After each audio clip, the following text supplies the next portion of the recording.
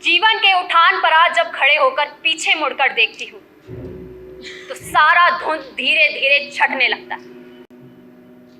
जीवन का हर घटित क्षण मेरे मानस पटल पर उभर आता है। संपूर्ण जीवन एकाएक चित्रमाला सा मेरे सामने घूम जाता है। मैं देवयानी, दैत्यराज गुरु शुक्राचार्य की लाडली बेटी, शर्मिष्ठा, दैत्यराज विश्व पर्वा की इकलौती दुहिता, राजा ययाति, महर्षि कच्छ, सबके चेहरे मेरी आंखों के सामने घूमने लगते हैं। कभी मुखौटों के साथ, कभी बिना मुखौटों के। कितना कितना कठिन होता है अपनों के चेहरों के मुखौटे हटाना। बीता हुआ कल, जीवन में जिया अच्छा समय लौट आए फिर एक बार किसका मन नहीं करता। अपने अतीत को फिर से जीने की लालसा, काश मैं भी अपने मन में दबा कर रख पाती। जीवन की उषा बेला से जीवन के मध्याह्न तक सारा जीवन एक खुली पत्रावली की तरह मेरे सामने पड़ा है। अचानक उसके पन्ने फड़फड़ा उठे। तटस्थ भाव से मैं उन्हें पढ़ने, देखने, समझने की कोशिश करती हूँ कि तो सब गड़बड़ हो जाता है। समझ में नहीं आता कि कहां से शुरू करना चाहिए। आज भी वो दृश्य मेरी आंखों में उभर आता है। जो का त्यों।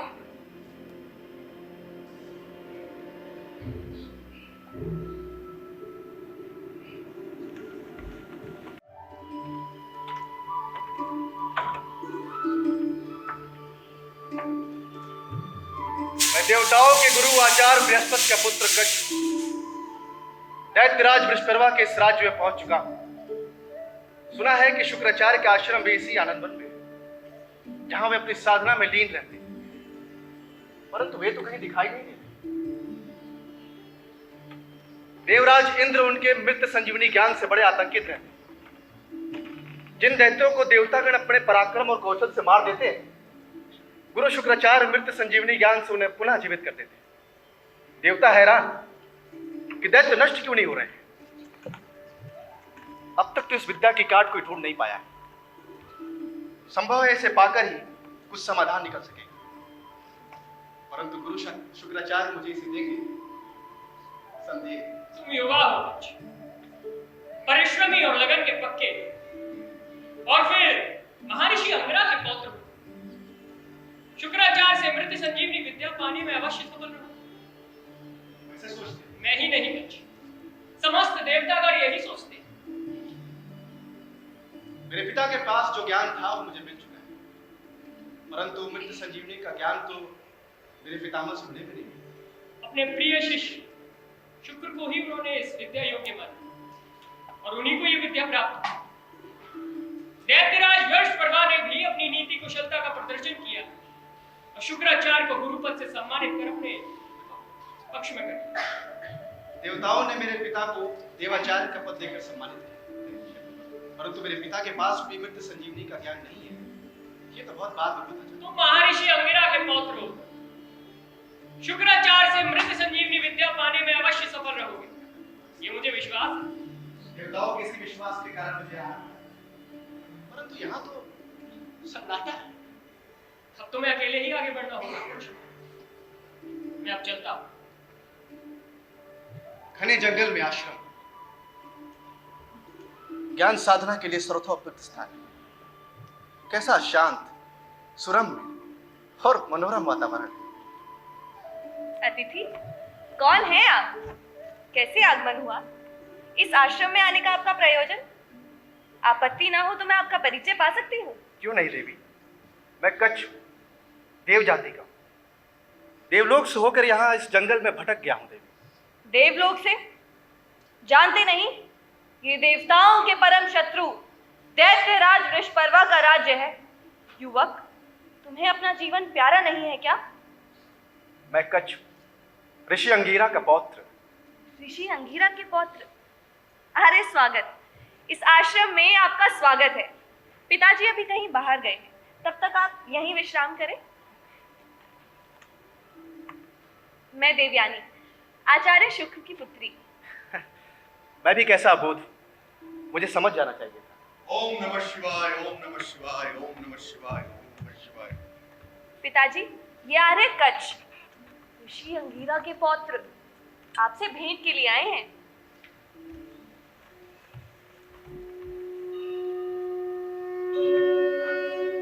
ऋषि अंगीरा के पौत्र, मेरे गुरु अंगीरा, गुरुवे नमः, गुरुवे नमः। तुम देवताओं के गुरु बृहस्पति के पुत्र हो। तुमने यहां आकर अपने प्राणों को संकट में क्यों डाला युवक? आर्य, मैं कच्छ हूं। पिताजी के आदेश से ही मुझे यहाँ आना पड़ा। भला क्यों? मेरे पिता के प्रिय और होनहार शिष्य रहे हैं। वे अपने पुत्र से भी अधिक आपके प्रति स्नेह रखते थे। उन्होंने संपूर्ण ज्ञान आपको दिया जो अपने पुत्र को बिना दिया। पिताजी का आदेश हुआ कि अपने कुल परंपरा के संचित ज्ञान कोश को पाने के लिए आपके पास आओ, आपका शिष्यत्व प्राप्त करो। मेरे पिता के पास जो ज्ञान था वो मुझे मिल चुका है, परंतु जो ज्ञान मेरे पितामह ने मेरे पिता को ना दिया, आपको दिया, वो आपसे पाऊं। इसीलिए आपकी शरण आया हूं। निराश ना करें। तुमने मुझे धर्म संकट में डाल दिया है कच्छ। क्या तुम नहीं जानते कि मैं दैत्यराज वृषपर्वा का धर्म गुरु हूं, उनका हितैषी हूं? ये कोई रहस्य नहीं है यार, प्रकट सत्य है। परंतु ज्ञान पाने के लिए आए ज्ञानार्थी की याचना पर भी विचार करें। तुम मेरे गुरु भाई के पुत्र हो, मेरे लिए भी पुत्रवत, किंतु कुछ प्रश्न मन में उठ रहे हैं जो मुझे उलझन में डाल रहे। मैं आपके हर संदेह का निवारण करने के लिए तैयार हूं गुरुदेव। यह विनयी है, सुंदर है तन और मन दोनों से। ज्ञान की प्यास इसके मन में, किंतु यदि दैत्यराज को पता चलेगा यह देवलोक से आया है, देवगुरु बृहस्पति की संतान है, तो उसे जीवित नहीं छोड़ेंगे। मेरा अपराध मारा जाएगा। गुरुदेव, मैं हर परीक्षा के लिए तैयार हूं।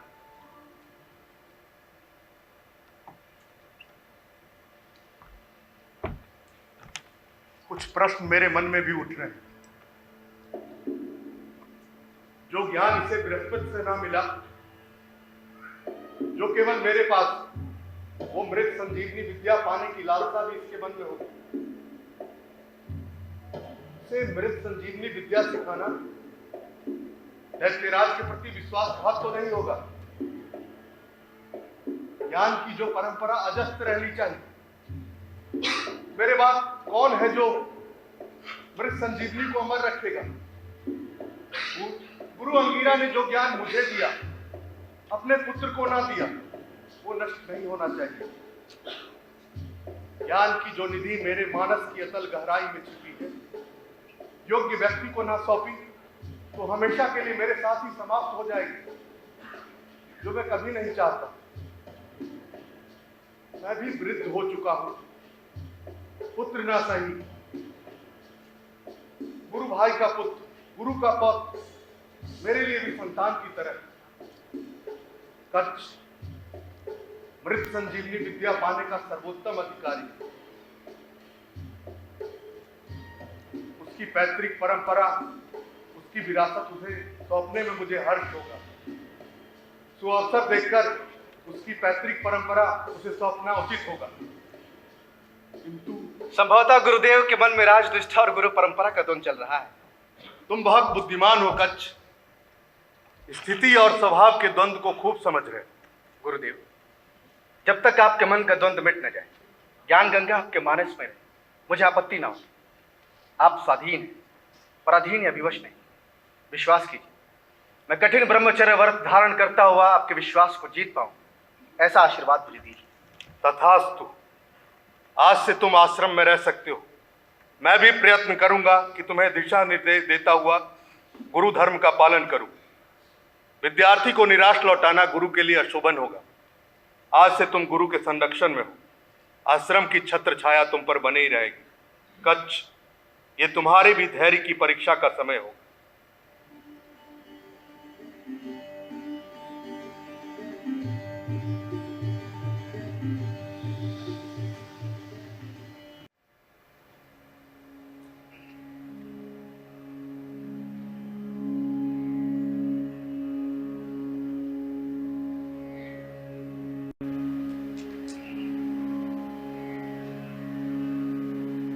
आचार्य, ये सृष्टि सगुण और साकार है, तो फिर इसका रचयिता निर्गुण कैसे हो सकता है? क्या संभव है कच्छ? क्या निराकार पवन साकार वस्तुओं को नहीं ढा देता? निराकार और निर्गुण होना गुणहीनता नहीं, स्वयं में एक विशेष गुण है। कैसे आचार्य? अब विश्राम करो, संध्या हो गई। कल भी इस विषय पर चर्चा करेंगे। मन में एक शंका और है आचार्य, जो समाधान पाना चाहते हैं। क्या निर्गुण अनादि और अनंत है? संभव है कच्छ, लेकिन ये हम कैसे जानेंगे? हम तो अनादि और अनंत नहीं। प्राणी का जन्म तो होता ही है आचार्य, इसलिए वो अनादि तो है नहीं, परंतु क्या वो अनंत यानी अमर हो सकता है? अमृत से ही अमरता पाई जा सकती है वत्स। क्या मृत्यु को भी जीता जा सकता है? मृत को मृत संजीवनी से पुनर्जीवन जिया जा सकता है। अब विश्राम करो, सांझ हो गई। आज का पाठ इत्यलम। ओम।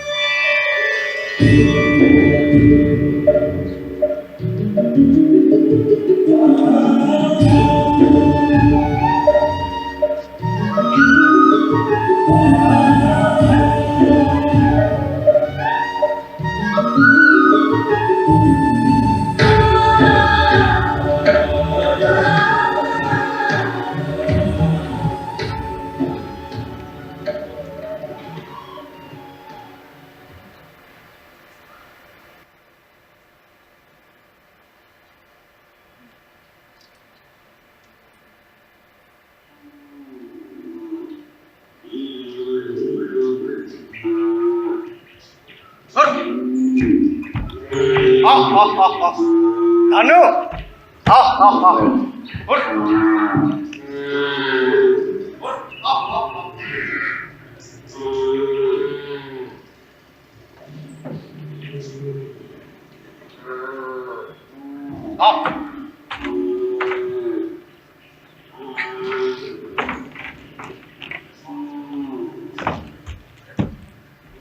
सब मस्त होकर घास चर रही हैं, उन पर यहीं से दृष्टि रखना उचित होगा। थोड़ा विश्राम भी कर लेता हूं।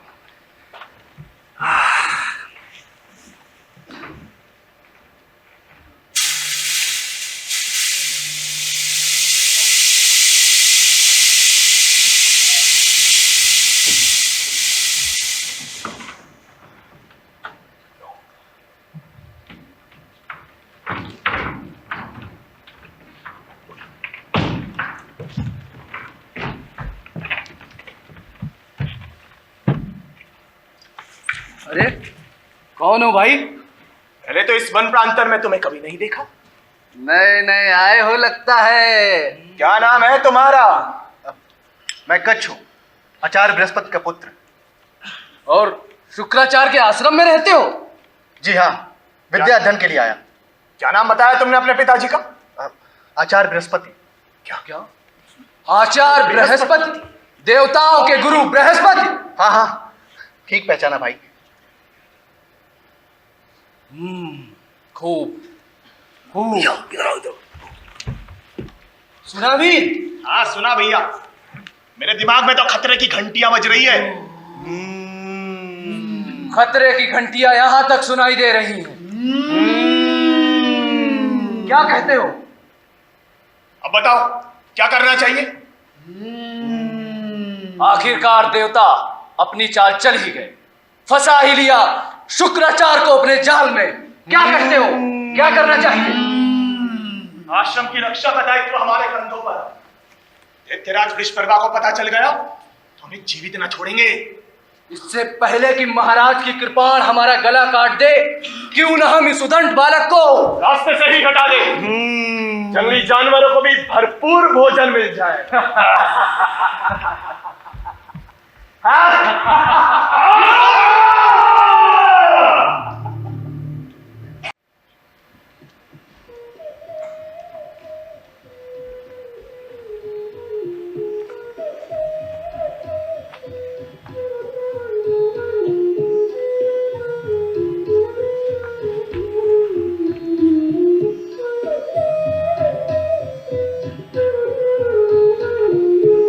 पिताजी, संध्या हो गई है। आर्यकच्छ अभी तक गोचरण से नहीं लौटे। गोधूली बेला तो कब की समाप्त हो गई, अंधेरा बढ़ चला है। अब तक कच्छ को आ जाना चाहिए था। पिताजी, हृदय में अनेक आशंकाएं उठ रही हैं। वन, हिंसक पशु, कहीं कुछ अनिष्ट तो ना हुआ होगा। वो देखिए, गौवें तो स्वयं ही लौट कर आ गई है पिताजी। आर्यकच्छ तो दूर दूर तक कहीं दिखाई नहीं दे रहे हैं।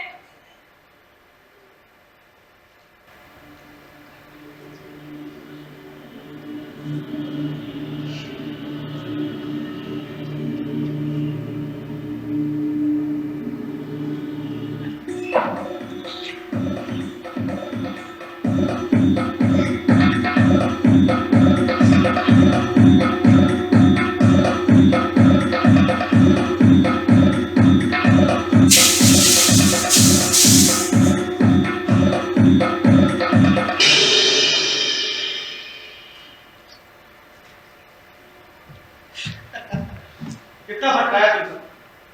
तुम स्वयं ही आश्रम चली आई और मैं वहां मन में खोज खोज के दुखी होता रहा। श्रुति,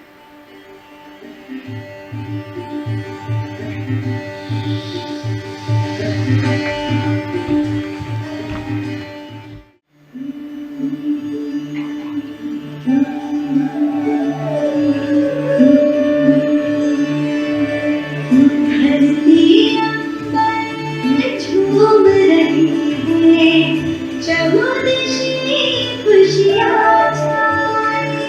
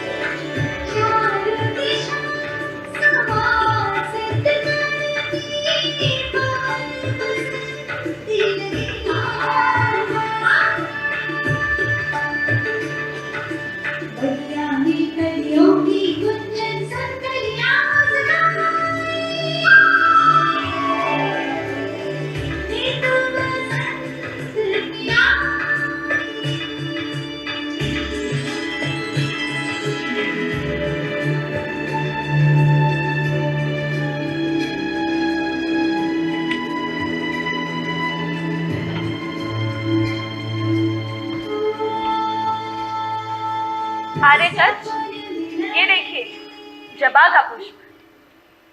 कितना सुंदर, एकदम रक्तिम।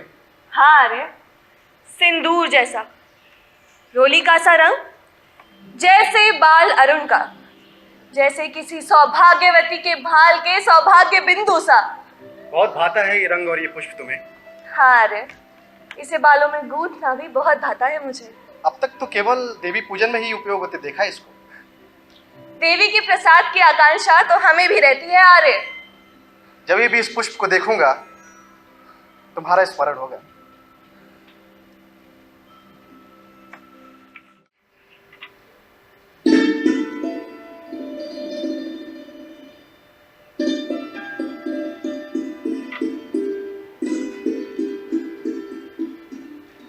आर्यकच, आज गौर पूजन का विशेष आयोजन है। महेंद्रादित्य को पूजा के लिए पुष्प लेने आनंद वन भेजना था, न जाने कहाँ चला गया है। पूजा में अनावश्यक विलंब हो रहा है। देवी का आदेश हो तो मैं स्वयं आनंद वन जाकर जबा के पुष्प लाऊं। आर्य, यदि ऐसा हो जाए तो समय पर पूजन संभव होगा। आश्रमवासी भी प्रसाद पाकर भोजन ग्रहण कर पाएंगे। आप आदेश करें, मैं भी लेकर आता हूं।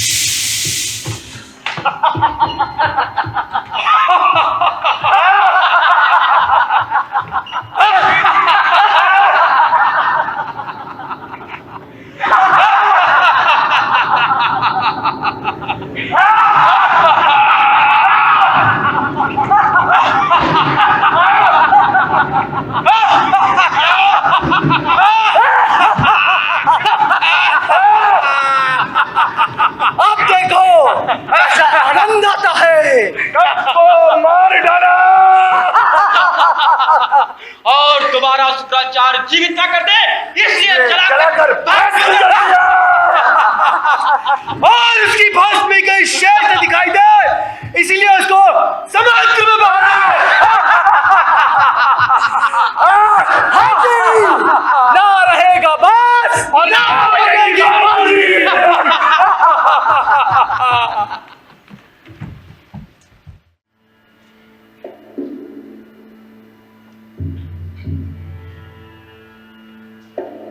पिताजी, आर्यकच को गौर पूजन के लिए पूजा के पुष्प लाने भेजा था, वो अभी तक नहीं लौटे हैं। कहती तो तुम ठीक हो, भला पुष्प लाने में इतना विलंब क्यों? वही तो, आनंद वन तो उन पुष्पों से भरा पड़ा है। अवश्य ही कुछ अनिष्ट हुआ होगा पिताजी। मैंने तो कच्छ को पहले ही कहा था कि वो दैत्यलोक आकर अपने प्राणों को संकट में डाल रहा। परंतु अब तो वो आश्रमवासी हैं, किसी बाहरी गांव के व्यक्ति नहीं। कई वर्षों से आश्रम की सेवा कर संयम पूर्वक अपना विद्या अध्ययन कर रहे हैं।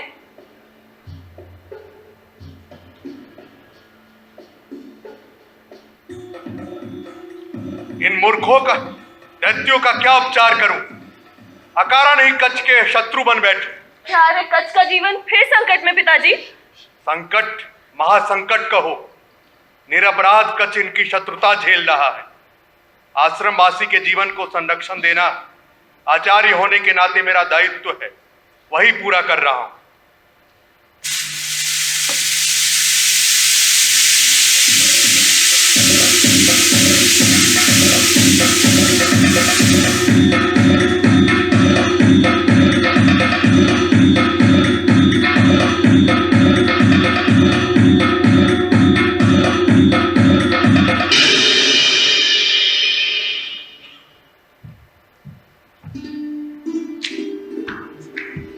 देवी पूजन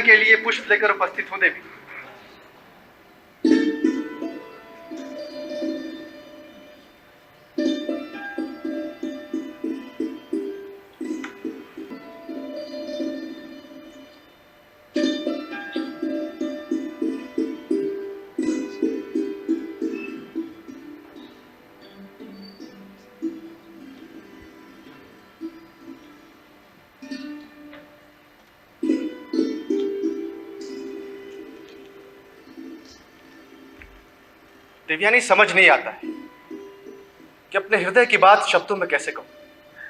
क्या कहना चाहते हैं आर्य? कह डालिए। मैं देव जाति का हूं, देवलोक से यहां आया। ये जानकर दैत्यों ने मुझे नष्ट करने की कितनी चेष्टाएं की, परंतु तुम्हारे कारण गुरुदेव ने मुझे पुनर्जीवित किया, तुम्हारे अनुरोध के कारण। आपका विद्या अध्ययन पूरा हो तो मुझे और पिताजी को सबसे अधिक प्रसन्नता होगी आर्य। बहुत शीघ्र वो दिन भी आ ही जाएगा देवयानी, परंतु तुम्हारे सेवा और समर्पण के कारण ही मैं संयम और एकाग्रता से विद्या अध्ययन कर सका। मैं तुम्हें कभी भुला नहीं पाऊंगा देवयानी।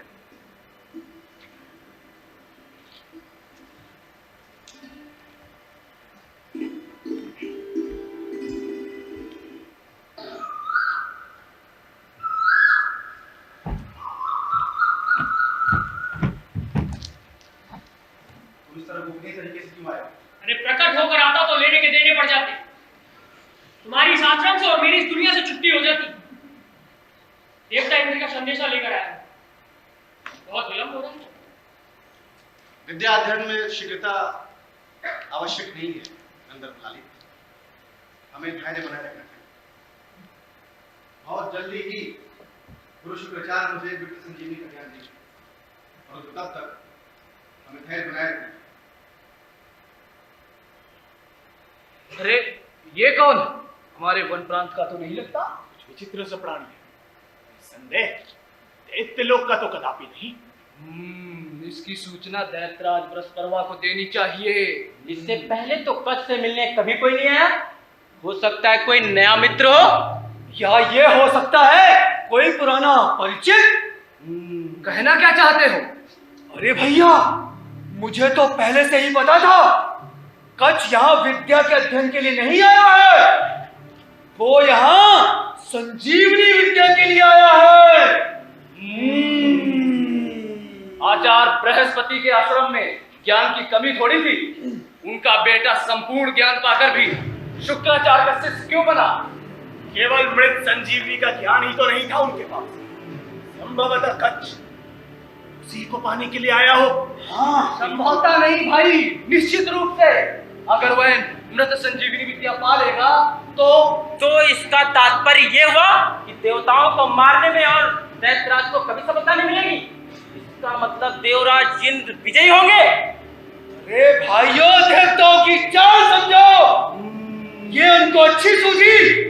शुक्राचार्य को भ्रम में डाल दिया और संजीवनी विद्या देने का क्या खूब षड्यंत्र रचा है। हमें उनका षड्यंत्र सफल नहीं होने देना चाहिए।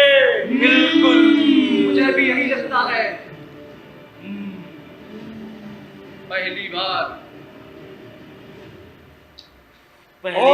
जब कच्छ को मारा तो शुक्राचार्य ने उन्हें जीवित दान दे दिया।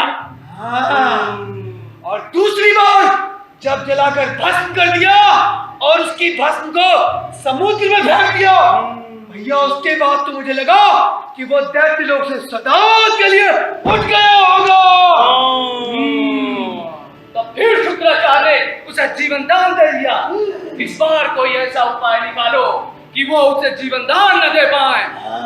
शुक्राचार्य भी विवश हो जाए। ऐसा उपाय निकालो कोई। तो यही जाकर कह दूं देवता इंद्र से। यही उचित, वरना लेने के देने पड़ जाएंगे।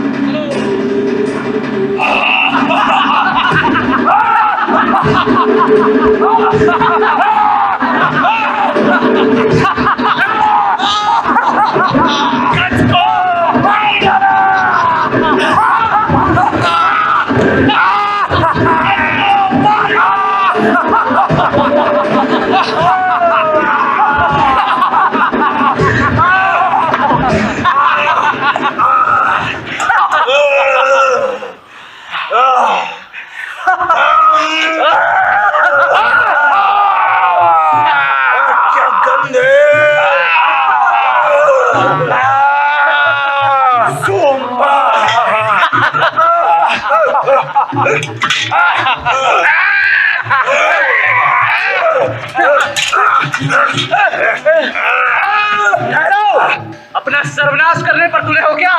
यह सोमरस शुक्राचार्य के लिए तैयार किया गया है। अरे मूर्ख, इसके आस्वादन का पहला अधिकार तो उन्हीं का है। वो भोग लगाएंगे, उसके बाद तुम भी ग्रहण कर लेना। चलो चलो, आचार्य परवर से मिलके उन्हें सोमरस का भोग लगाते हैं। चलो चलो चलो। गुरुदेव लगता है खूब सोमरस का पान कर रहे हैं। नहीं गुरुदेव, अभी पी नहीं है, बस पकड़ रखी है। इसकी गंध से ही मस्ती चढ़ रही है। गुरुदेव, हमने भी सौगंध उठाई है कि जब तक देवताओं को भोग न लगा दे तब तक हम सोमरस नहीं लेंगे गुरुदेव। नहीं तो झूठा हो जाएगा गुरुदेव। आप जो पी लेंगे उसके बाद जो मिलेगा हम उसी में संतुष्ट हो क्या अनर्गल बातें कर रहे हो? तुम और देवताओं को भोग लगाओगे? भला कौन देव को, दैत्य और देवताओं को भोग लगाएंगे? कैसे विश्वास हो?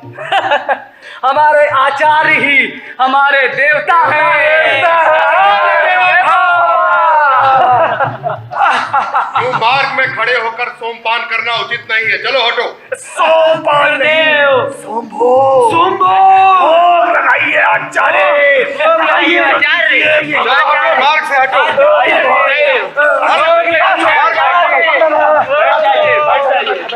अरे क्या कर रहे हो?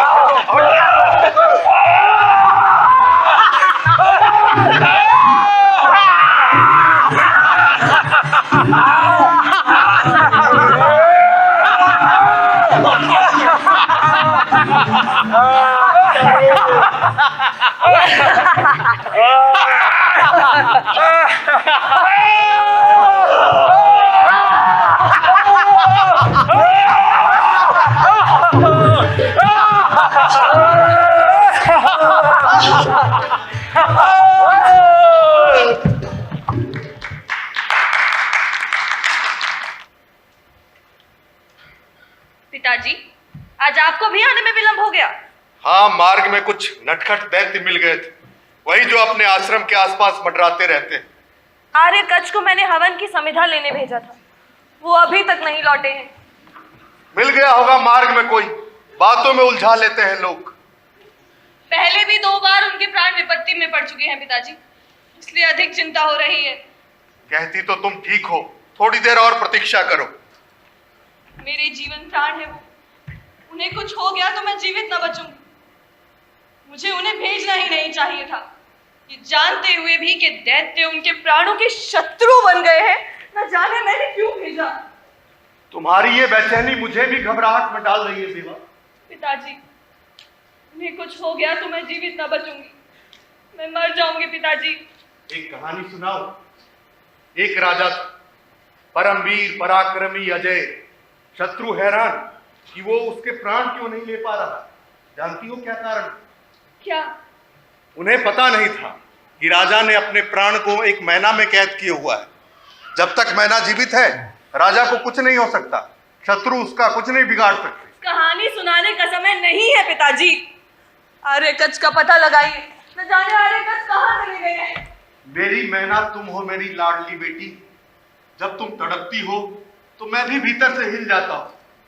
पिताजी, आर्य कच्छ को कुछ हो गया तो मैं जीवित न रह सकूंगी। और अपनी लाडली बेटी के बिना मैं जीवित नहीं रह पाऊंगा, तुम्हारा दुख न देख सकूंगा। कच्छ की विद्या अध्ययन की अवधि पूरी हो चुकी। मृत संजीवनी के अतिरिक्त मैंने उसे अपना संपूर्ण ज्ञान दे दिया है। शीघ्र ही वो देवलोक लौट जाएगा। पता लगाइए पिताजी, आर्य कच्छ कहाँ है। मृत संजीवनी विद्या के बिना उनका विद्या अध्ययन पूर्ण कैसे होगा पिताजी? धैर्य धारण करना सीखो बेटी, संयम रखो, संयम। संयम? समय आने पर सब पूरा होगा, सब ठीक होगा। मेरे जीवन प्राण है वो, पता लगाइए आर्य कच्छ कहाँ लुप्त हो गए हैं।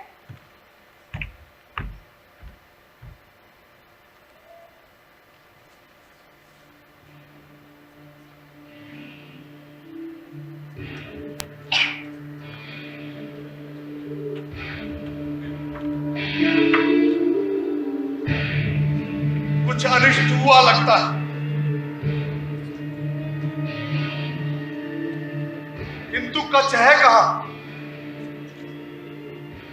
कच्छ, तुम कहां हो? कहां हो कच्छ? मैं यहां हूं गुरुदेव। गुरुदेव, मैं यहां हूं। कच्छ मेरे उदर के भीतर? यह कैसे संभव हुआ? सब दैत्यों का किया धरा है गुरुदेव। उन्होंने ही सोमरस में मुझे मिलाकर आपको सोमपान के लिए विवश किया। हे ईश्वर, इतना बड़ा अनर्थ मेरे ही हाथों करवाना था। मैं विद्या व्यवसायी, मुझे जीव भक्षी बना दिया। मुझसे इतना आतंकित होना कि सोमरस में घोलकर मेरे ही हाथों मेरे शिष्य का जीवन समाप्त कर दिया। गुरु के हाथों शिष्य का जीवन समाप्त करने का पाप शुक्राचार्य से। अब क्या होगा पिताजी? धर्म संकट में पड़ गया हूं बेटी। गुरु के आश्रम में शिष्य के प्रवेश करते ही गुरु उसका संरक्षक बन जाता है। कच्छ का संरक्षक इसका भक्षक बन बैठा। ऐसा ना कहे गुरुदेव, इसमें दोष आपका नहीं है, दोष मेरा ही। दैत्यों के स्वभाव और व्यवहार को जानते हुए भी असावधानी मुझसे हुई है। मुझे ही आश्रम से निकलते समय सावधान रहना चाहिए था। मैंने आपको धर्म संकट में डाल दिया है गुरुदेव। धर्म संकट से भी अधिक दुविधा में पड़ गया हूं मैं। स्वार्थी हो रहा हूं मैं। अपने शिष्य के प्राण बचाऊं भी तो कैसे,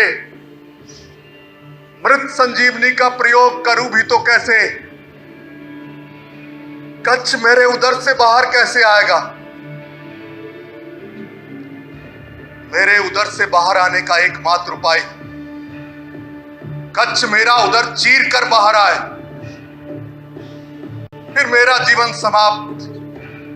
एक कच्छ ही क्या, अन्य कोई भी तो मृत संजीवनी का प्रयोग नहीं जानता। मेरा जीवन, आपका जीवन भी मुझे प्यारा है पिताजी। आपके बिना तो मैं अपनी कल्पना भी नहीं कर सकती। परंतु आर्य कच्छ को कुछ हो गया तो मैं जीवित ना बचूंगी। मैं अपने प्राण त्याग दूंगी। रुको बेटी,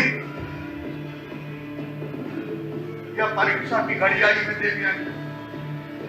यह हम सब के लिए विषम समय, केवल कच्छ के लिए ही नहीं, मेरे लिए और तुम्हारे लिए भी। तुम्हें कच्छ अथवा मेरे जीवन में से किसी एक को चुनना पड़ेगा। यह भयानक घड़ी है, निर्णय की घड़ी। क्या कोई दूसरा उपाय नहीं? अभी आप स्वयं कह रहे थे कच्छ का विद्या अध्ययन पूर्ण हो गया है, उन्हें कभी भी संजीवनी विद्या दी जा सकती है। तो क्या उन्हें अभी संजीवनी विद्या का ज्ञान नहीं दिया जा सकता, ताकि वो आपके उदर से बाहर आकर उसी संजीवनी विद्या का प्रयोग करके आपको जीवन दान दे सके? किस संकट में पड़ गए हो शुक्राचार्य। इन दुष्ट दैत्यों के साथ इतने वर्षों तक रहा, पर वो मुझे समझ नहीं पाए। इसी विचार को पालते रहे कि मैं उन्हें धोखा दे सकता हूं। निर्णय मुझे ही लेना है, निर्णय शुक्राचार्य को ही लेना है। अब वो निर्णय की घड़ी आ गई है कि कच्छ को मृत संजीवनी विद्या का ज्ञान दे दिया जाए। दैत्यराज वृषपर्वा, तुम्हारे लोगों के कारण विवश शुक्राचार्य, तुम्हारे शत्रु देवताओं के वंशज को मृत संजीवनी विद्या देता है। मृत संजीवनी के प्रयोग पर तुम्हारा एकाधिकार समाप्त हुआ। आज के बाद केवल कच्छ ही इसका प्रयोग कर सकता है, मैं भी इसका प्रयोग नहीं कर सकता।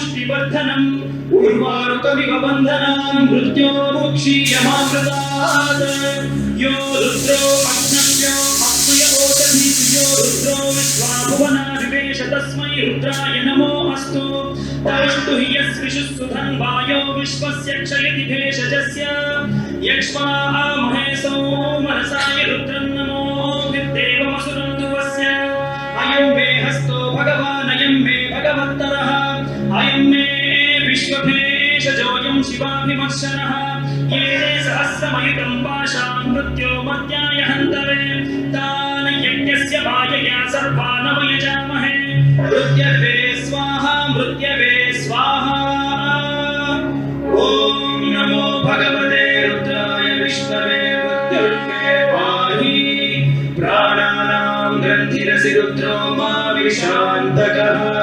तेनान्नेनाप्यायस्व सदा शिवो।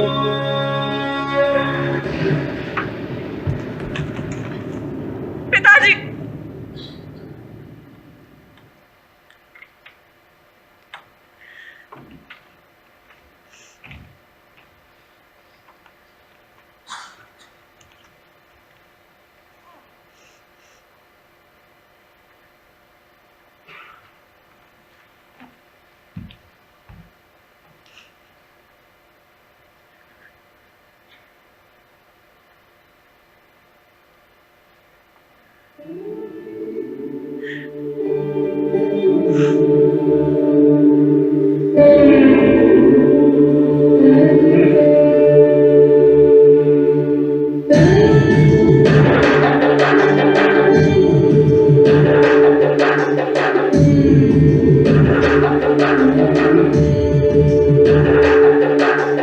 मृत्युञ्जयाय रुद्राय नीलकण्ठाय शम्भवे अमृतेशाय सर्वाय महादेवाय ते नमः।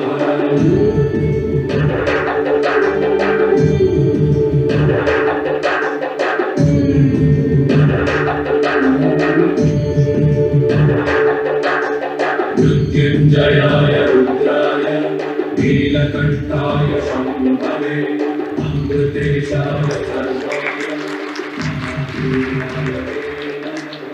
हे कच्छ, तुम्हारी विद्या अध्ययन की अवधि पूरी हुई। अब तुम देवलोक लौट सकते हो। मैं सदैव आपका ऋणी रहूंगा गुरुदेव।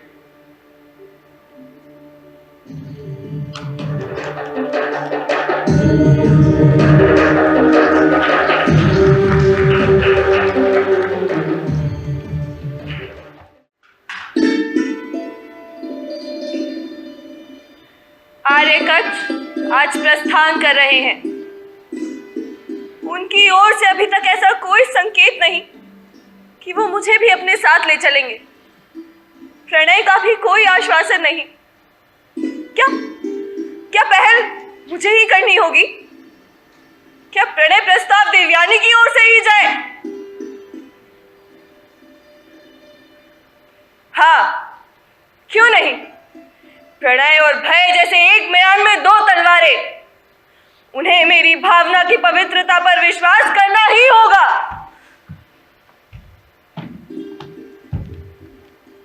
आज्ञा दो देवयानी, आज गुरु आश्रम से विदा लेने का समय आ गया। समय कैसे बीत गया ना, पलक झपकी और शताब्दियां बीत गई। यहां पर बिताया समय बहुत याद आएगा, विशेषकर तुम बहुत याद आओगी देवयानी। और कुछ और तो नहीं है जो आप भूल रहे हैं? तुम्हारा सेवा, स्नेह, समर्पण इस आश्रम के लिए क्या भूलने की बात है देवयानी? तुम सब मुझे बहुत याद करते हो। आज ये भी मुझे बताना पड़ेगा कि मैं हृदय में आपका वरण कर चुकी हूँ। पिताजी से मुझे भी साथ ले चलने की अनुमति मांग ले। मैं हृदय से आपकी हो चुकी हूँ। मुझे अपनी चिर संगिनी स्वीकार कर मेरा पाणी ग्रहण करे। ऐसा मत कहो देवयानी, ये संभव नहीं है। ये तो इस आश्रम के नियमों और मर्यादा के विरुद्ध है। मुझे मर्यादा उल्लंघन का दोषी मत बनाओ। मेरे हृदय में आपका वरण हरण किया है। क्या ये अपराध है आर्य? आभारी हूं देवयानी, परंतु गुरुपुत्री से प्रेम उचित नहीं। मेरा तिरस्कार कर रहे हैं आप, मेरा अपमान कर रहे हैं आप आर्य। शांत देवयानी, शांत। मेरा आशय तुम्हारा अपमान करने का नहीं था। गुरुपुत्री होने के नाते तुम सदैव मेरे लिए सम्माननीय हो। तुम्हारे अपमान की बात तो मैंने कल्पना में भी नहीं सोची, परंतु जो संभव नहीं, मर्यादा के विरुद्ध है, वो प्रस्ताव मैं स्वीकार नहीं कर सकता देवयानी। क्या मेरा प्रस्ताव मर्यादापूर्ण नहीं आ रहे? क्या मैं मर्यादाहीन हूं? नहीं, बिल्कुल नहीं। किंतु परिणय उचित नहीं है देवयानी। मेरे प्रणय को ठुकरा रहे हैं आप, मेरे हृदय को तोड़ रहे हैं आप आर्य।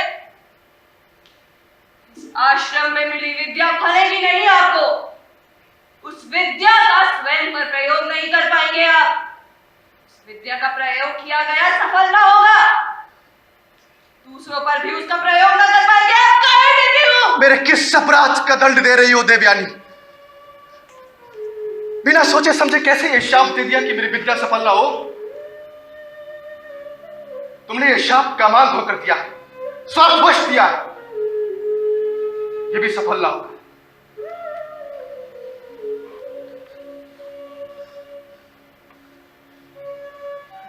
मैं तुम्हारा सम्मान करता हूं, तुम्हारे शाप का भी सम्मान करूंगा, परंतु तुम्हारा यह शाप आंशिक रूप से ही सिद्ध होगा देवयानी। मैं इस विद्या का प्रयोग ना कर सकूंगा, परंतु इस विद्या को मैं जिसे भी सिखा दूं, उसकी विद्या पूर्ण होगी, दूसरों पर उसका प्रयोग हो सकेगा। कच्च रहे ना रहे, वृत्त संजीवनी और इसका रहस्य, दिग्दिगंत में उसका रहस्य जीवित रहेगा। ये मेरे लिए बड़ी सफलता है, बड़ी उपलब्धि है देवयानी। मैं प्रेम करती हूँ आपको आर्यकच। प्रेम तो मैं भी करता हूं अपनी गुरु पुत्री को, किंतु परिणय क्यों? क्या अनुचित है उसमें? अनुचित क्या है? क्या गुरु पुत्री से प्रेम गुरु के प्रति विश्वासघात नहीं? क्या मैंने तुम्हें कभी ऐसा इस प्रस्ताव का आश्वासन दिया था देवयानी?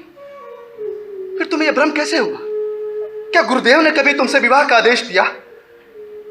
फिर ये कहां उचित हुआ देवयानी, तुम्हें बताओ। मैं प्रेम करती हूँ आपको आर्यकच, मैंने प्रेम किया है आपसे। परंतु मैं भी वैसे ही प्रेम करने के लिए विवश नहीं हूं देवयानी।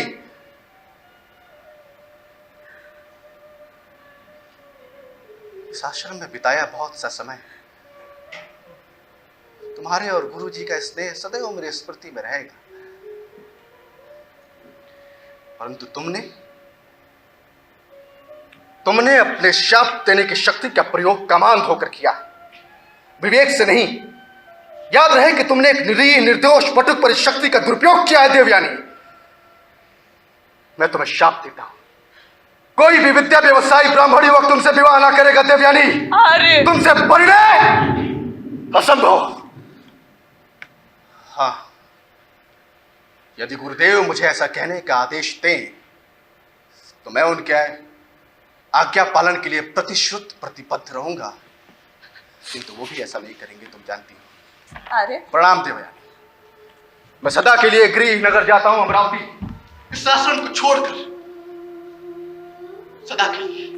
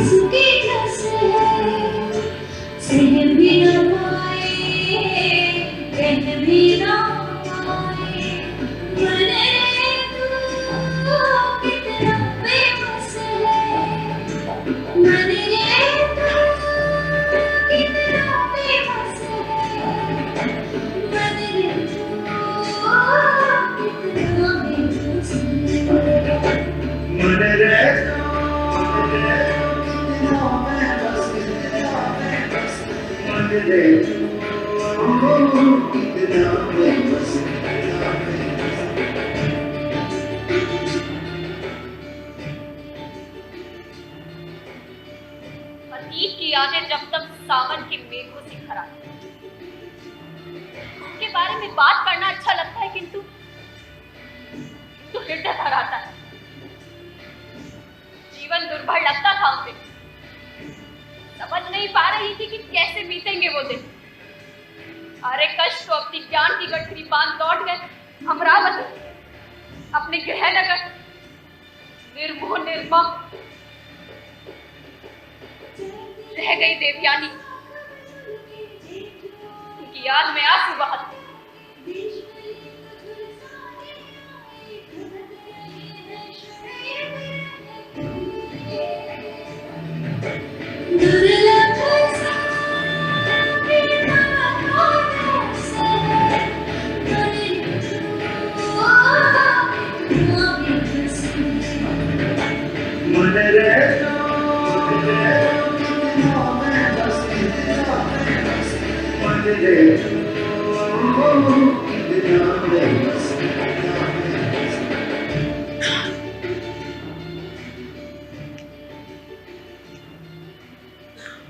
बेटी देवयानी, पिताजी, कब तक ऐसे उदासी में घिरी आंसू बहाती रहोगी?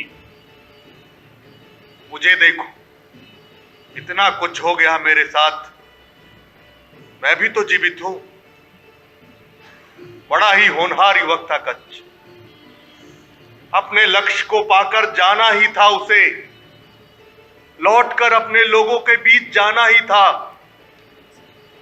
पीछे मुड़ के देखने से घाव पिराएंगे बेटी। जीवन आगे बढ़ते जाने का नाम है। पिताजी, आप दुखी ना हो मुझे दुखी देखकर। धीरे धीरे सब ठीक हो जाएगा। जीवन आगे बढ़ते जाने का नाम है। मैं भी धीरे धीरे आगे बढ़ जाऊंगी। ऐसे निर्मोहियों के लिए जीवन जीना तो नहीं छोड़ा जा सकता। महाराज बृहस्पति की राजकन्या शर्मिष्ठा तुम्हारे बराबर की, समवयस्क। तुम चाहो तो उसके साथ उठना बैठना आरंभ कर दो। परिवेश बदलेगा, फिर बाहर आने जाने से मन भी अच्छा लगेगा, और उसके संग साथ रहकर तुम ऐसी बहुत सी बातें सीख सकती हो जो तुमने आश्रम जीवन में ना सीखी होगी ना देखी होगी। बहुत कुछ सीखने का अवसर मिलेगा बेटी। जी पिताजी।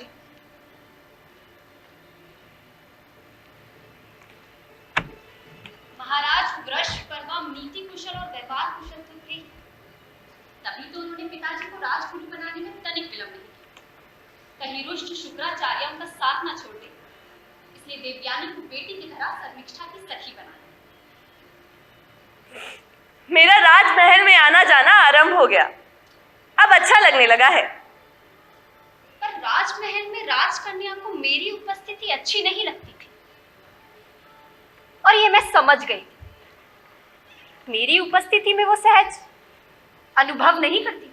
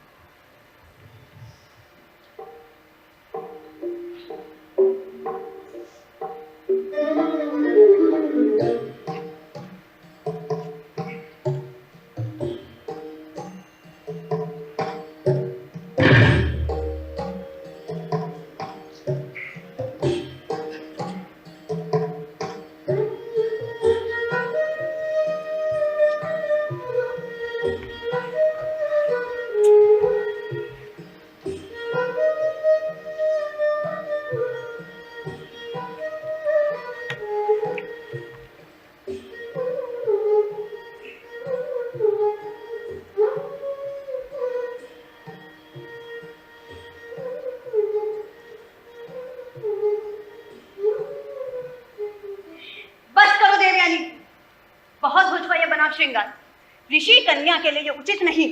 क्यों? इसमें बुरा क्या है? पिताजी ऋषि है, मैं नहीं। हाँ, पिताजी को आज तक मेरे बनाव श्रृंगार से कोई आपत्ति नहीं हुई, तो फिर राजकन्या को क्यों? हाँ क्यों नहीं, मैं मना कहाँ कर रही हूँ। वैसे भी पिताजी का आदेश है कि मैं सदा तुम्हें अपने साथ रखूं, तुम्हारा मन रखूं। आचार्य शुक्र और तुम्हें बुरी लगने वाली ऐसी कोई बात ना कहूं। ना ही मुझे कुछ ऐसा करना चाहिए जिससे कि तुम्हें बुरा लगे, क्योंकि पिताजी का बहुत स्नेह है तुम पर।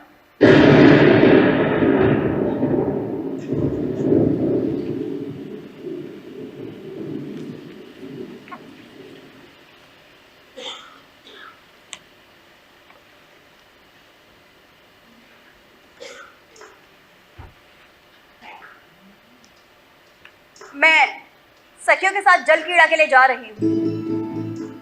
मन तो मेरा भी बहुत है जल क्रीड़ा का, यदि कोई आपत्ति ना हो तो। चलिए फिर जल्दी चलते हैं, हमें विलंब नहीं करना चाहिए।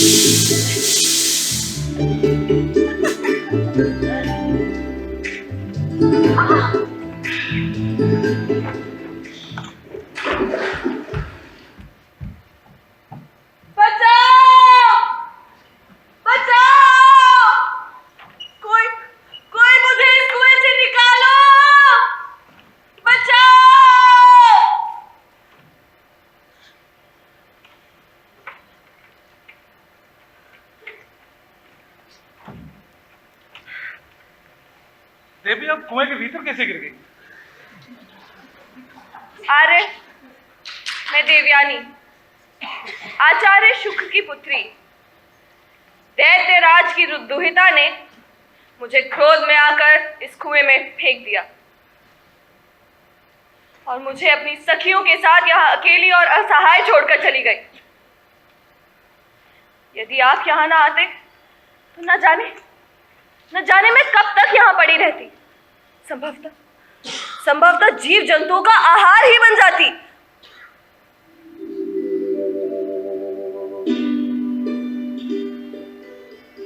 राजा ययाति के एक स्पर्श ने मेरे तन मन को झंझना दिया। रोम रोम में वीणा की झनकार गूंज उठी और तो और मन उन्हें पाने के लिए व्याकुल। सच, एक पुरुष का स्पर्श तन और मन में कैसी ऊर्जा और ऊष्मा जगाता है, ये मैंने आज जाना। मैं देव जाति की संतति, वो राष्ट्रीय मानव, कितना अद्भुत और अनायास संयोग था। सच अविश्वसनीय लगता है।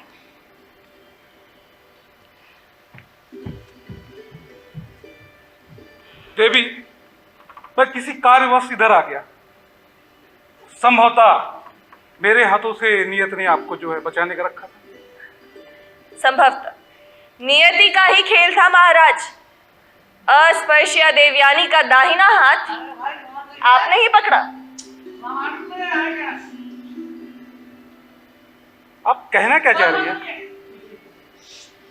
किसी भी पुरुष ने आज तक मेरे तन का स्पर्श नहीं किया है महाराज। सर्वप्रथम आपने ही किया, वो भी मेरा दाहिना हाथ पकड़कर। इसका अर्थ समझते हैं आप? देवी, आप देव जाति की और मैं मानव जाति से, ये कैसे संभव है? और फिर आपके पिताजी भी इसके लिए सहमत नहीं होंगे? आपने मेरा पाणी ग्रहण किया है महाराज। मुझसे विधिवत विवाह कर मुझे अपनी पत्नी स्वीकार करें।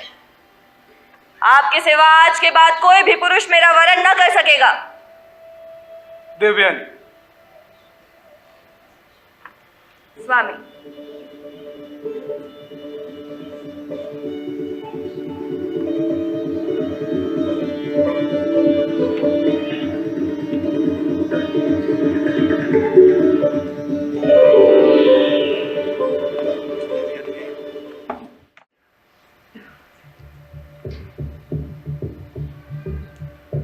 आखिर कब तक सहता रहूंगा राजा बृहस्पति, ये सब सहने की भी एक सीमा होती है। पहले भी कई बार मेरे शिष्य कच्छ को मारने की चेष्टाएं क्या कम थी, जो अब आक्रमण किया जा रहा है मेरी बेटी के जीवन पर। भोली है शर्मिष्ठा, संबंधों की बारीकी नहीं समझती। क्षमा करे गुरुदेव। दैत्यों के बीच पहले भी मैं सहज अनुभव नहीं करता था, परंतु आपके स्नेह ने मुझे रोक लिया। क्षमा करे गुरुदेव, शांत हो जाइए। इकलौती कन्या है मेरी देवयानी, कोई इसका अपमान करे या अनिष्ट करे मैं बर्दाश्त नहीं कर सकता। मैं तुम्हारा राज्य छोड़कर अन्यत्र चले जाना चाहता हूं, इसी में सबकी भलाई। नहीं गुरुदेव, ये बहुत भारी दंड हो दैत्य कुल पे। दैत्य कुल के प्राण के उद्धारक तो केवल आप ही हैं। नहीं राजन नहीं, संभवतः मुझे यहां आना ही नहीं चाहिए था। भूल मुझी से हुई, अपनों को छोड़कर परायों के बीच आ गया। अब प्रायश्चित करने दो, मुझे जाने की आज्ञा दो। देवयानी, रोक लो उन्हें। मैंने तुम्हें सदा पुत्र की भांति माना है, शर्मिष्ठा और तुमने कभी भेद नहीं किया। कुछ भी दंड दो, बस गुरुदेव को रोक लो। महाराज ययाति से मेरा विवाह हो रहा है राजन। शर्मिष्ठा और उसकी सखियां मेरी दासियां बनकर रहे। ठीक है, यही होगा।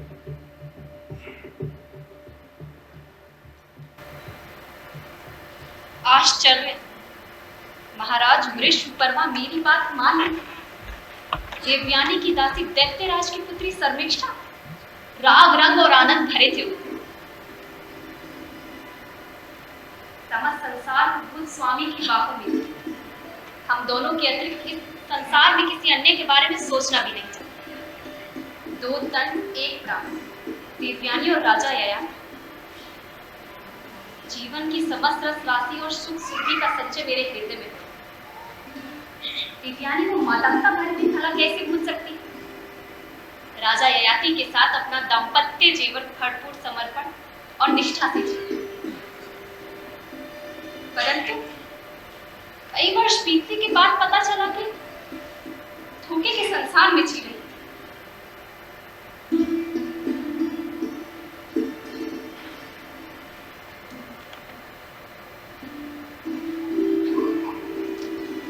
अद्भुत रूप है तुम्हारा शर्मिष्ठा। तुम्हारा बड़प्पन है कि जो हमारे राजभवन में आई। तुम्हारे इस व्यवहार ने हमारा हृदय जीत दिया, सेवक बना दिया। सेवक नहीं राजन, आप स्वामी हैं। मैं दासी ही सही इस राजभवन में, देवयानी की दासी। दासी नहीं, सम्मानित अतिथि हो तुम। दासी नहीं, स्वतंत्र हो देवी आज से। मैं पिताजी की उदारता का कारण भली भांति जानती हूँ राजन। मैं दासी ही भली इस राजभवन में, आप स्वामी हैं। देवयानी की इस दासी को आप अपनी भी दासी समझें। मेरा सर्वस्व निछावर है, मैं आपकी हूँ स्वामी। दैत्यराज की राजदुहिता और हमारी गृह लक्ष्मी।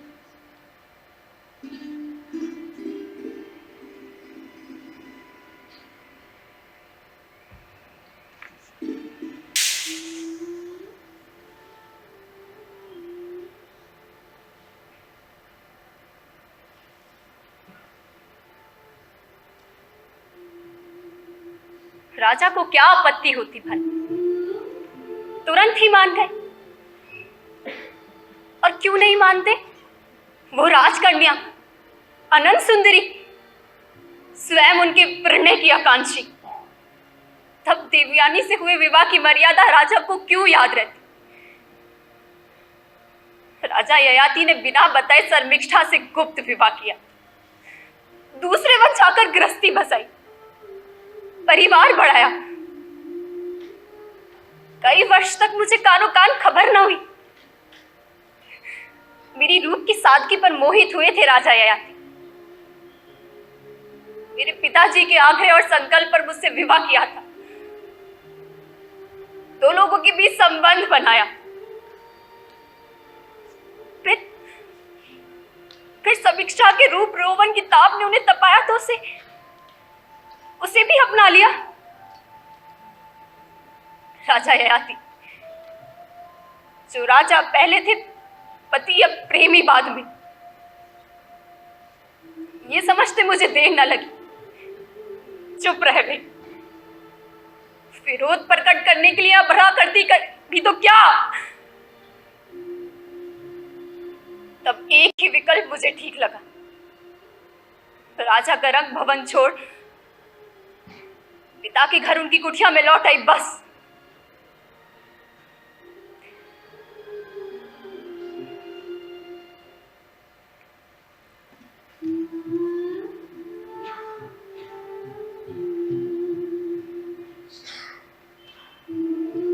जिन स्मृतियों को छोड़कर भागी थी उन्हीं के बीच लौट आई, टूटे मन और अकेलेपन के साथ। यादों के गड़े मुर्दे जीवित हो गए, मुझे घेरे बहुत से प्रश्नों के साथ। पिताजी तो बहुत कुछ करने में समर्थ थे, वो तो सब कुछ जानते थे। फिर उन्होंने आर्यकच से क्यों नहीं कहा कि देवयानी तुमसे प्रेम करती है? उन्होंने आर्यकच से आग्रह क्यों नहीं किया कि देवयानी से विवाह कर लो? कैसे कहते?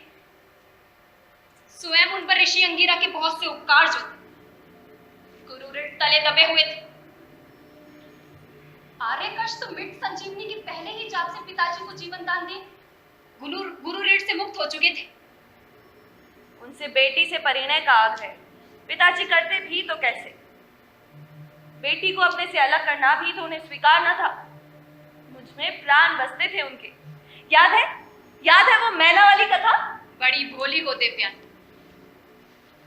अरे पिताजी तुमसे अलग होने के दुख से ज्यादा अधिक इस बात से त्रस्त थे कि उन्हें अपने शिष्य कच्छ के आगे झुकना स्वीकार ना था।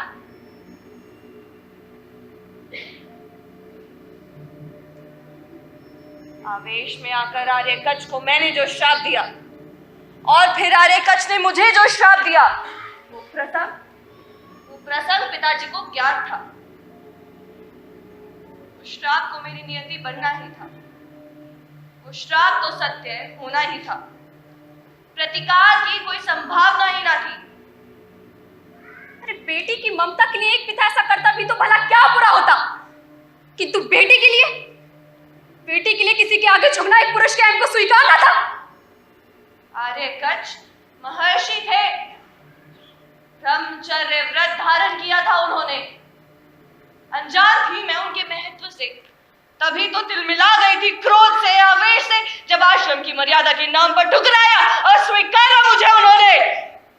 पर क्या सचमुच मर्यादा ही कारण था? वह देव जाति के पुरुष देवताओं के निर्देश पर पिताजी से मृत संजीवनी विद्या ही लेने आए थे। यही उनका लक्ष्य था और लक्ष्य संधान कर वापस लौटना ही था, बस। मेरा हृदय आज तक ये मानने को तैयार नहीं कि तुम छल से संजीवनी विद्या प्राप्त करने आए थे। संजीवनी विद्या का ज्ञान तुम्हें इच्छा पूर्वक मिला हो या अनिच्छा पूर्वक, स्थितियों के दबाव में तुम्हारी इच्छा तो पूर्ण हो गई। और जब इच्छा पूर्ण हो गई तो जाना ही था। फिर गुरु के आश्रम, वहां के लोग, वहां के जीवन से तुम्हारा क्या सरोकार? तुम्हारा क्या लेना देना? स्वार्थी कहीं के, मर्यादा का नाम लेकर अपने परलोकवन और स्वार्थ पर आवरण। चतुर निकले तुम, बड़ी ही चतुराई से तीर की तरह मेरे जीवन से निकल गए। अरे तुम्हारे लिए तो इस पूरे नाटक का पटाक्षेप हो गया। किंतु मेरा सत्य ये है कि मैं आज तक तुम्हें भुला नहीं पाई आर्यकच। तुम्हारी यादों ने अतीत को मेरे भीतर जिलाए रखा। अंतर्मन में तुम्हारे साथ बिताए जीवन की स्मृतियां चित्रमाला सी घूमती रही और बाहर की दुनिया के लिए मैं दूसरा जीवन जीती रही। अंतर्मन सीपी में बिंधे एक अनदेखे जीवन को जी रहा था। और बाहर आते रहे नए नए उतार चढ़ाव। मुट्ठी में बंधी रेत की तरह वो तेरी पकड़ से खिसकता रहा और तुझे खबर भी ना। मन का देखा सबके लिए अनजाना, गुप्त गोष्ठ एक, तन का समर्पण दूसरी। अतीत में मन इतना रमा कि वर्तमान पर पकड़ ढीली होती चली। धीरे धीरे तन और मन का विभाजन बढ़ता गया। परिणाम, आज मैं दो हिस्सों में बटी एक स्त्री हूं, दो नावों में सवार। तेरी ये गति होनी ही थी देवयानी। परंतु महाराज ययाति की तो ये गति ना हुई। वो भी तो दो स्त्रियों में बटे हुए थे। ठीक, बिल्कुल ठीक। शुक्राचार्य की मैना सहज ही उनके हाथ लगी। वृषपर्वा की द्विता ने किया समर्पण उनके सम्मुख प्रतिस्पर्धा में तुम्हारी। दोनों की सीमाएं जहां रीत जाती है बीत जाती है, उससे भी आगे की थी दृष्टि उनकी। वहां अपनी महत्वाकांक्षा और आकाश विस्तार पर एक से परिणय में उन्हें शुक्राचार्य की मंत्र शक्तियों की प्राप्ति, बौद्धिक शक्तियों का अर्जन और दूसरे को अपनाकर राजनीति महत्वाकांक्षाएं पूरी, सत्ता पर मजबूत पकड़ और राज्य विस्तार। और दोनों ही उन्हें बहुत आसानी से मिल गए, सब निर्द्वंद, सब निर्विरोध। परंतु महाराज ययाति ने मुझे छला, मुझे ठुकराया और उस शर्मिष्ठा को अपनाया। क्या बीतेगी मुझ पर, एक पल भी ना सोचा। भला क्यों? क्यों? सच तो यह है, ना उनकी इच्छा तुमसे प्रणय की थी, ना था उनका लक्ष्य शर्मिष्ठा का प्रणय, बल्कि था कुछ और ही।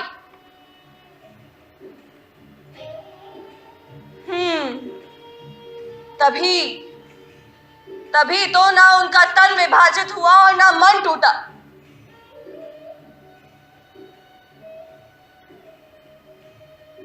जब रहस्य खुला और चतुराई पकड़ी गई तो सारा दोष परिस्थितियों का, स्वयं निर्दोष, मान सम्मान जो का त्यों। कोई आंच नहीं, कोई अपराध बोध भी नहीं, इसलिए कि वो राजा थे। नहीं, इसलिए कि वो पुरुष थे।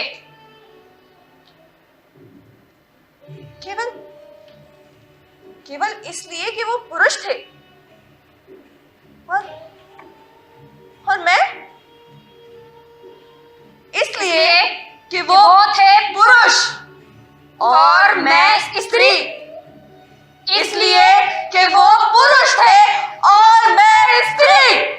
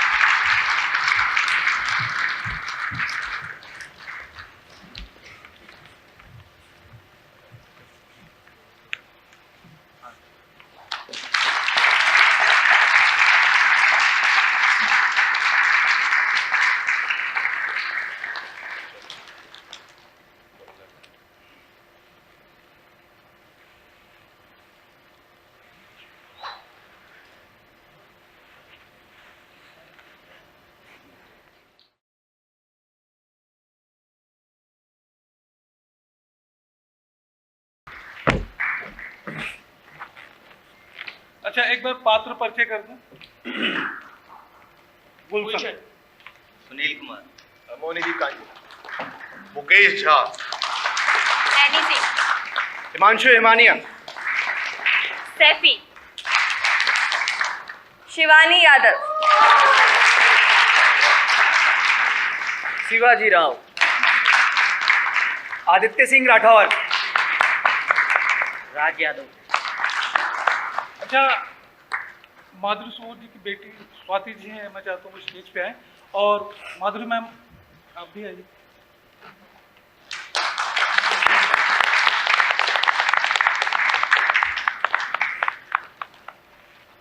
पहले राइटर उसके बाद बाकी।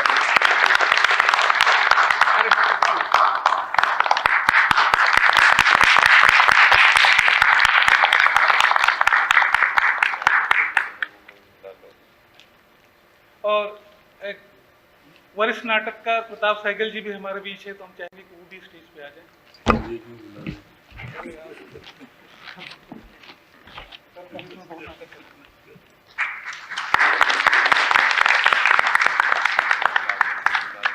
प्रस्तुति के बारे में कोई कुछ विचार बताइए। अरविंद जी और माधुरी जी, प्रताप जी।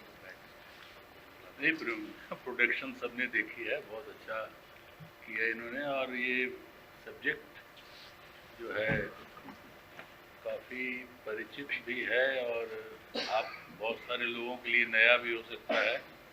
एक नाटक देवयानी का कहना भी इससे पहले आ चुका है, रमेश बख्शी का, और ये दूसरा नाटक है, लेकिन थोड़ा अलग तरह किया है इन्होंने।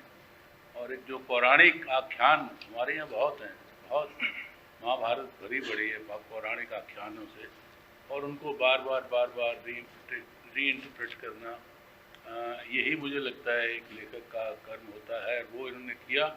स्त्री और पुरुष का जो द्वंद्व है वो रहा है, सदियों से है और संभवतः रहेगा भी। उसके रूप बदलते रहेंगे, लेकिन ये द्वंद्व खत्म नहीं होगा।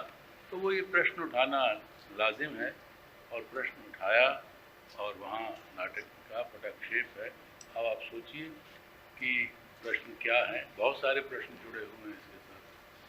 बहुत अच्छी स्क्रिप्टिंग की है और अच्छा प्रोडक्शन।